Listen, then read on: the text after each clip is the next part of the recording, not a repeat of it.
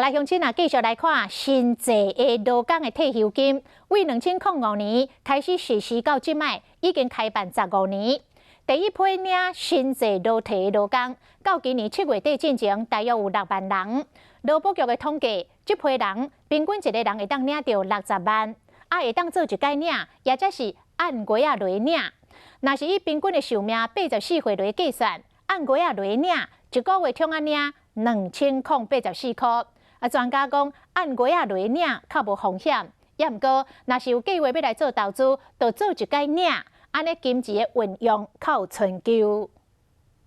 上班族辛苦上班，总是希望退休嘛有钱通养老。劳工退休有2笔，劳退甲劳保年金会使领。新制劳退今年7月底进前，头一批会使领。依照劳保局的统计，若是符合资格的人做一摆领，每人会使领差不多60万块。若是按个月来领，以平均寿命84岁来算，60岁开始领，领24年，一个月差不多会使领2084块。按月领，让确保之后的生活都可以做到。第4领可能就是会去做另外其他的投资这样。